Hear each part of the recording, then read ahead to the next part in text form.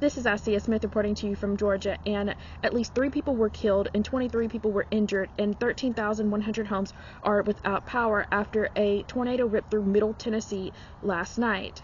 It left many people devastated. These images you can see are absolutely heartbreaking. We will have more updates shortly after more reports have been made. This is Isaiah Smith reporting to you from Georgia. If you like this video, be sure to like and subscribe, and don't forget to hit the notification bar so you can see all the latest videos. Be sure to check me out for all the latest news weather reports.